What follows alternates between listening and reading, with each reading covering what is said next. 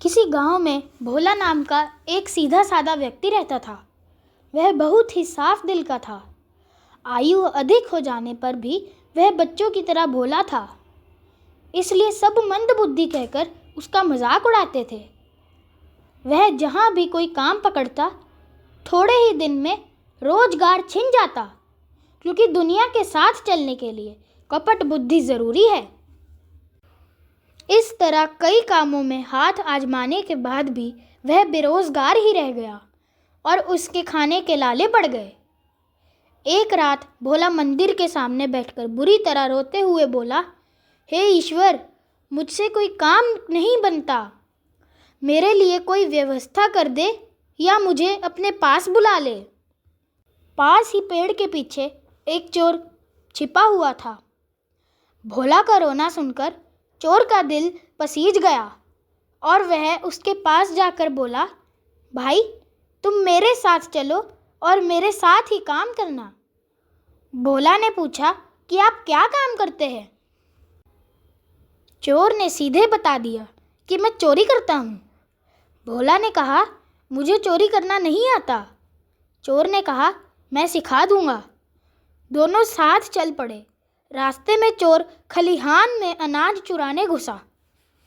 उसने भोला को एक पेड़ पर चढ़ा दिया और कहा कि अगर खेत का मालिक आता दिखाई पड़े तो झट आवाज़ लगा देना। अभी चोर खलिहान में घुसा ही था कि भोला जोर से चिल्लाया, मालिक देख रहा है, मालिक देख रहा है। उसकी आवाज़ सुनकर चोर झटपट भाग खड़ा हुआ।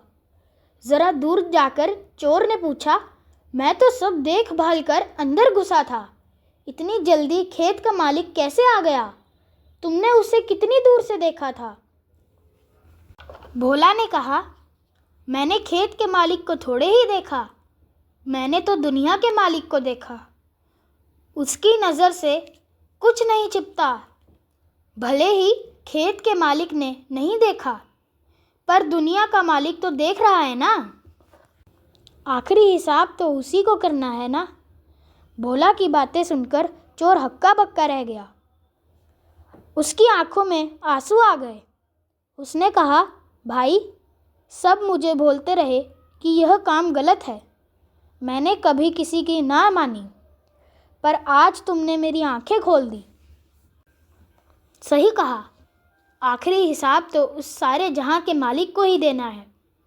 तुम अपने इसी सीधेपन के कारण दुनिया में मात खा रहे हो, पर तुम्हारे इसी स्वभाव के कारण मेरे जैसे कितने ही लोग सुधर जाएंगे। चलो, आज से हम दोनों नेकी की से कमाई करते हैं और जितना भी मिलेगा मिल बांट कर खाएंगे। इस तरह चोर भी सुधर गया और भोले की भी व्यवस्था भगवान ने कर दी। जय हो।